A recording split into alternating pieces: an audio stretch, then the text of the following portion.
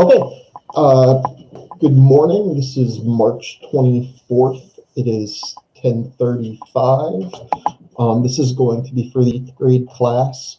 So if you are caught up with To Kill a Mockingbird, today in class we are going to be going over chapter 12, which is also our point of view chapter. So if you haven't already read chapter 12 or listened to chapter 12, this is going to be a good summary for you. And if you have already read those, then this is going to be a good review. There's a quiz on chapter 12 on Google Classrooms that you can take at your convenience. And we're going to go over a lot of the material that's actually going to be asked in that quiz over the course of the next half hour. So like I said, chapter 12 is our point of view chapter. So this chapter really focuses on different characters' perspectives of the same situation. So I know when we talk about point of view, you guys are probably thinking of first person, second person, third person. What I'm talking about here, though, is a little bit different. What I'm talking about is how one person can see an event and another person can see the exact same event and come across with a different perspective of what happened. So this, you can see this a lot when people are in arguments together, couples arguing, parents and children arguing, teachers and adults, or teachers and students having a disagreement. A lot of the times, both individuals are correct from their perspective.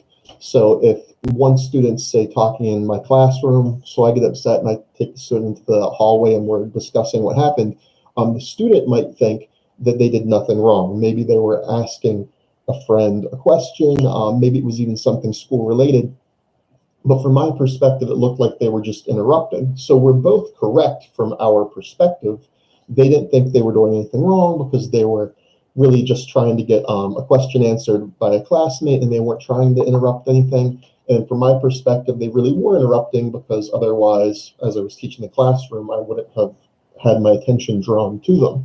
So it's just one of those things how two people can see the same thing, but because of their perspective, they can come away from that with a different point of view. So, like I said, chapter 12, this is the Calpurnia chapter. So this chapter focuses a lot on Calpurnia. So chapter 12 begins right after Mr. Bose has died. Jem learned a lesson about bravery, so did Scout. In the last chapter, Atticus explained that bravery was doing something even though you know you're probably going to fail, but doing it anyways because it's the right thing to do. So in this chapter, we find that Jem and Scout have grown apart somewhat. Jem's now 12. He starts becoming moody and distant from Scout. Scout's confused by this, and when she goes to Atticus for advice, he really just tells her to leave Jem alone when he acts like that and to give him some space and time, and he'll act normal again at some point. So Scout's been drawing closer to Calpurnia. Scout really doesn't have anyone else around this summer because Dill has informed everyone that his mother's remarried, so he's spending the summer with his new parent and his mother. And Jem's grown distant.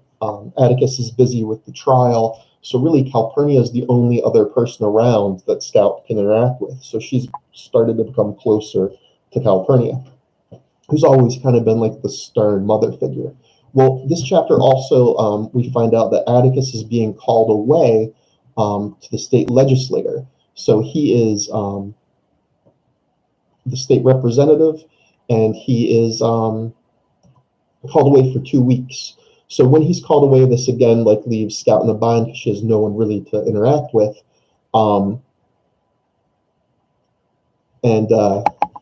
Calpurnia is worried that the two kids, when they are left alone, will cause havoc in the church. There was an event years ago when there was no teacher or adult present when the children were at the church, and they tied another student up and placed her in the furnace room. So Calpurnia, because of this, is afraid to let them go to the church without Atticus being there.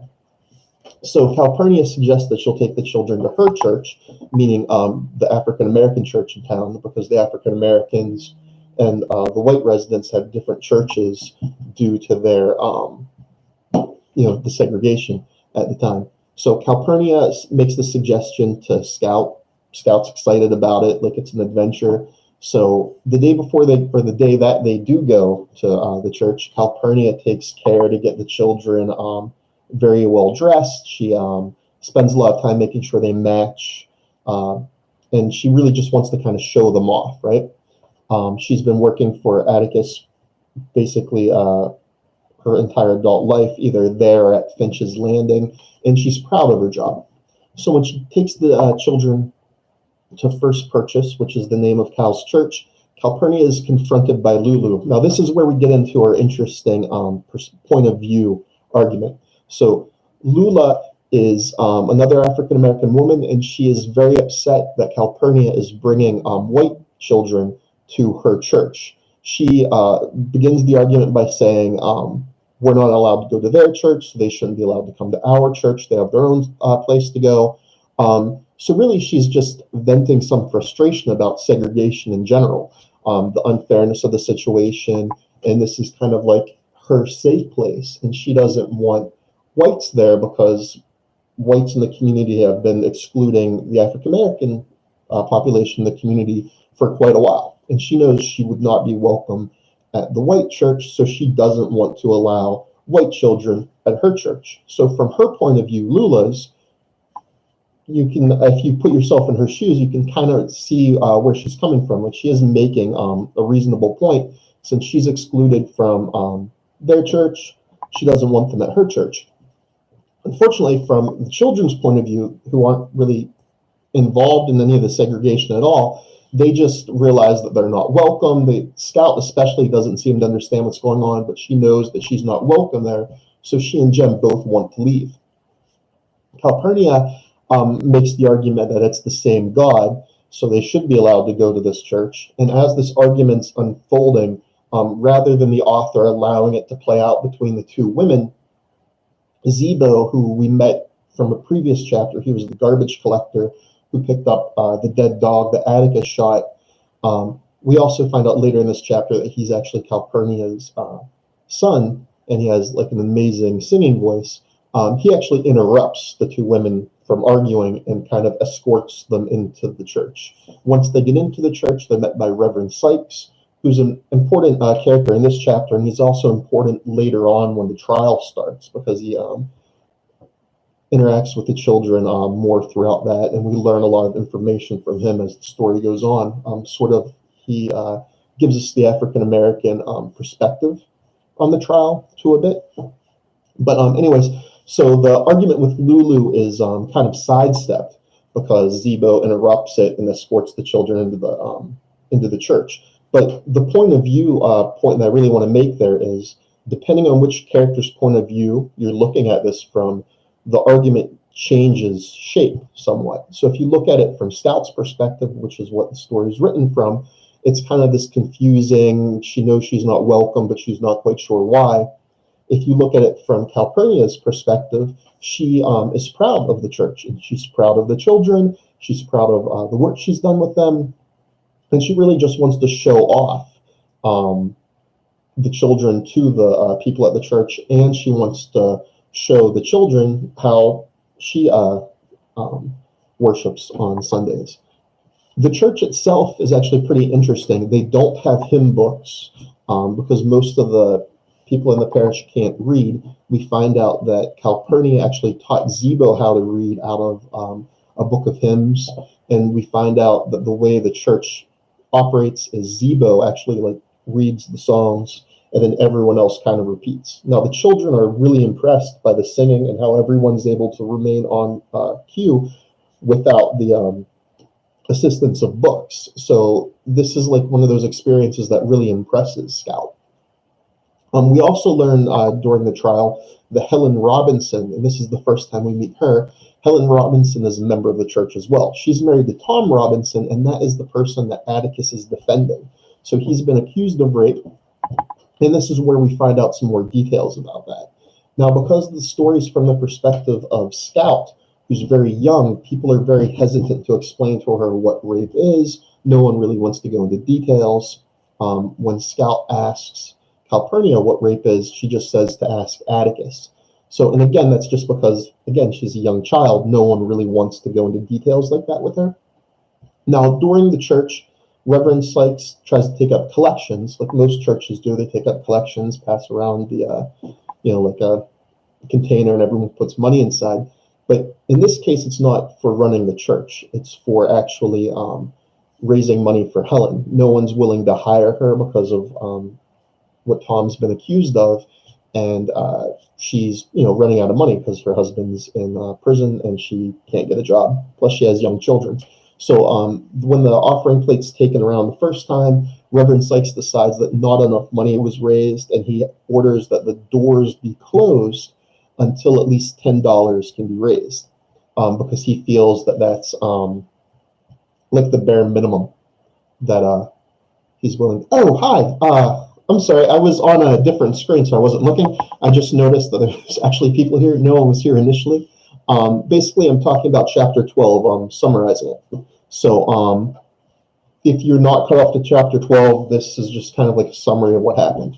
So what's going on right now is we're talking about chapter 12, how they are in the church, Calpurnia's church, and they're interacting with Reverend Sykes. So Reverend Sykes is trying to raise money for Helen Robinson, that's Tom's wife. When the collection plate's passed around and not enough money has been raised, he orders the doors closed and basically threatens everyone that they're not allowed to leave until enough money is raised. Now, Scout and Jem demonstrate some of their character by offering to put money into the plate, but Calpurnia tells them no, and she puts money in the plate in their stead. Eventually, after the Reverend calls out a few people, enough money is raised. But it really demonstrates how Reverend Sykes is trying to pull the community together to help Helen. Now, he's very careful not to argue that Tom is actually innocent. He just says that Tom's been accused of something horrible, but he doesn't take the time to point out how unfair that is.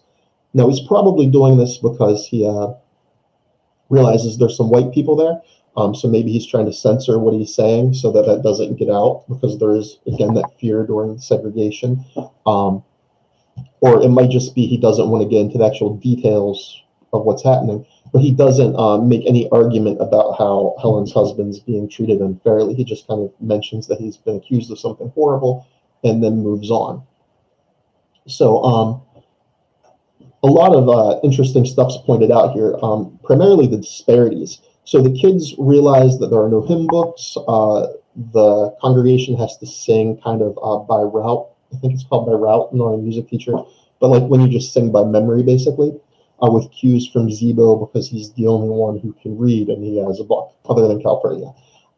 Lulu demonstrates the frustration of a lot of African Americans. So even though she's the only one who actually complains that Jem and Scout are there, that's probably something that's at least understood by everybody else at the church, about how they can't go to the white church, but white people go to their church.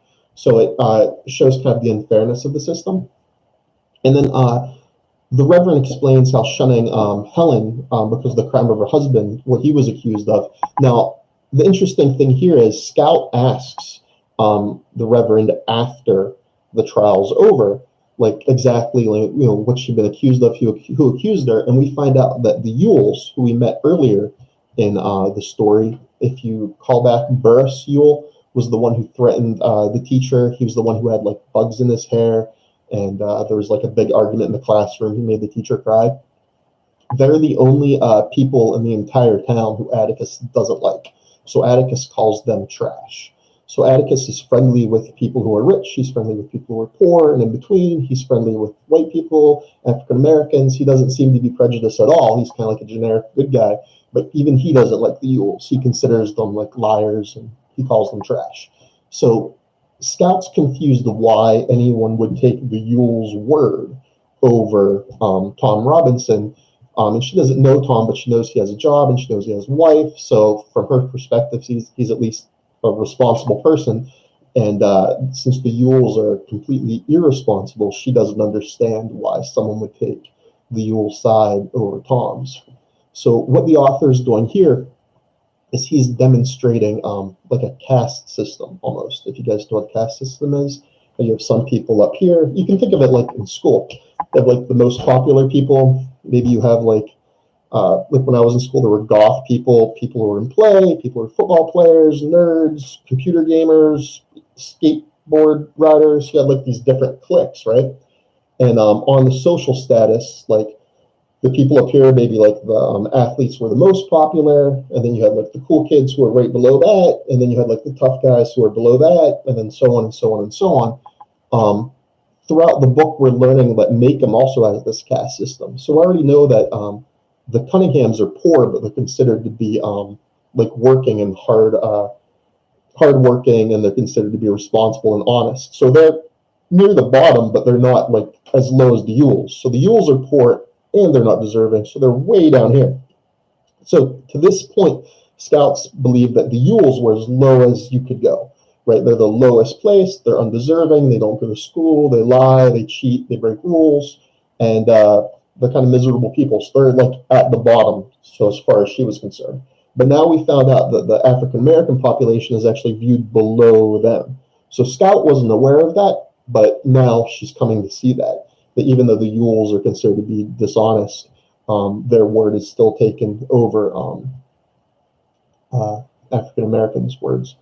The only other really important aspect of the church that we hear about is Link Dees. We find out Link Dees is the person who Tom Robinson works for, and the Reverend mentions that he'll probably give Helen a job when it comes to like picking season, so that he has a cotton farm. So when it's actually that season of the year where like people go out and pick cotton, the Reverend at least thinks he'll give Helen a job. So it's kind of giving you a clue that Link Dees is still somewhat supportive.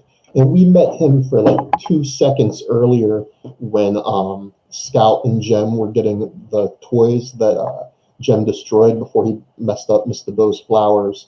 But we only met him like very briefly. They like bumped into him and he said hi, and then that was it.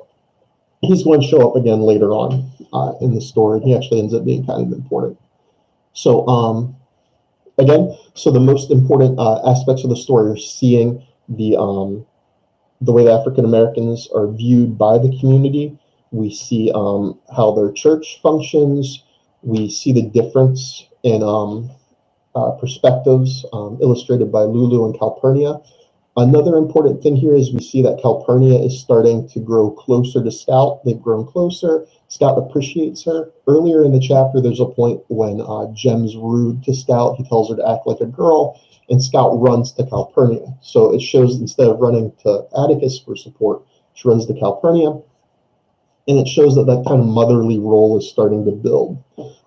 We also see Calpurnia, when she's interacting with Lula, speaks in vernacular. So she uses slang, and Scout's never heard Calpurnia talk that way before. So there's a conversation at the very end of the chapter where Scout asks Calpurnia, hey, why were you talking that way? You don't talk that way normally.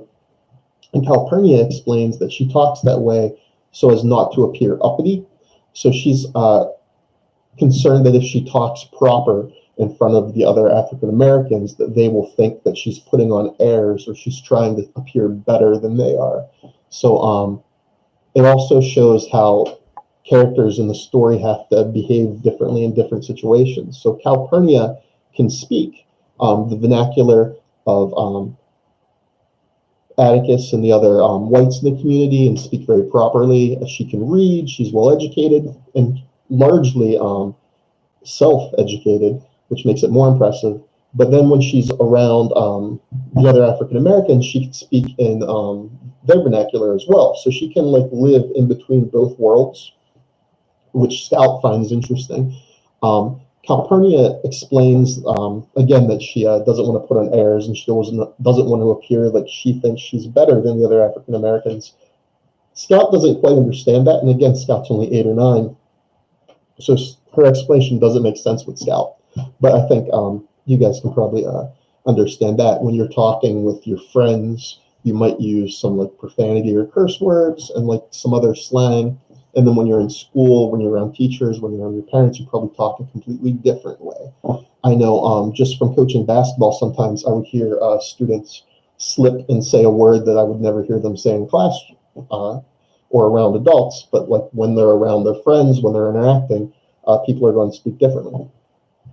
So I'm sure even some of you guys might do that from time to time. So we only have a few minutes left. So the next thing I would like to go over is the quiz. So chapter 12, there's a quiz on Google Classrooms. If you have a chance, you can go there and take it. I'll go over a couple of questions real quick. I made them all multiple choice just because it was easier to do that in Google Classrooms. So the first question on the quiz is, why do the children go to Calpurnia's church? So they go to her church primarily because Atticus has gone to the state legislature and because Calpurnia doesn't trust them to be unattended. Another question is, why didn't Dill arrive in Macomb for the summer? And this affects Scout negatively because she is without like another friend. Dill's very imaginative and he keeps everyone entertained. But the reason he doesn't arrive is because his mother's remarried and she wants to keep him at home. So we know that Dill's bounced around from family member to family member, so now he has that opportunity to have kind of like a stable family life at home. Another question on there is, why does Lula, get upset with Calpurnia? And that's because she doesn't want the white children at her church because she feels it's unfair that she can't go to certain places. So why would the white children be allowed to go to like her safe place? There's a question about the collections that Reverend Sykes takes, and he needs to take these collections because Helen can't get a job because her husband's been arrested. So it shows like it's a small town, obviously, so like everyone knows about the case, and anyone who stands up for Tom or Tom's family is going to be looked down upon. We've already seen this some with Atticus, how people have mentioned that he's an N-word lover, and they've even taken this out on Scout and Jem. That was the reason Scout had trouble at school the one time when Cecil Jacobs was saying all these negative things to her, and she just had to kind of storm off because she had promised Atticus that she wouldn't fight. And then the last important thing on the quiz would be, why is it odd that people would support Bob Ewell over Helen Robinson? And there it's because Scout knows that the Ewells aren't trustworthy, and she's confused why anybody would take their word for anything. Okay, so, hey, we got another person. How's it going, Nick? So now that I have a couple of you here, I did get a couple of concerns through students I talked to yesterday about the packet and the Google Classroom material. So basically, like, both things are due, but what I'll do is if you only are able to turn in the packet, I'll double the scores that you get on the packet, and then I just won't count the Google Classroom stuff. If you do both the Google Classroom stuff and the packet stuff, then you're just graded from both of those, so you'll be fine. If you only do the Google Classroom stuff and you don't, for whatever reason, do the packet, then I'll double the score of the Google Classroom stuff. Right? Does that make sense to everybody who's on there? So ideally, you would do both, and you get graded for both. But if you can only do one or the other, I'll just double the score of the one that you do, and then that will become your grade for the end. The Google Classroom stuff is a continuation of what we've been doing in class, and the packet is kind of supplementary, standalone. So it's the similar themes and concepts that we want you to learn, but it's not tied to a story that we've read specifically. All right. Those of you who are on here, have you guys gone to the Google Classrooms yet, or have you looked at the material? I put the stories in PDF form, also YouTube links to people reading them as well are on there. And then for 7th grade, there's actually a version of the play that you can watch that a school put on. I found a version for 8th grade of To Kill a Mockingbird, but it's only for whatever reason the first half that this school did. So it's like a high school, and it's done pretty well, but it ends around chapter 14, I want to say. and I can't find the second part, so I'll probably put that on, but you still have to read or listen to the last part. Okay, so it's about to be 11. I think it's somebody else's time next, so I'm not going to run over. So I'll be back on in about a half hour if you guys want to bounce back. And again, feel free to email, post questions on Google Classrooms, or ask a question in the box below. All right, thanks. Talk to you later. Stay safe and try not to get too bored.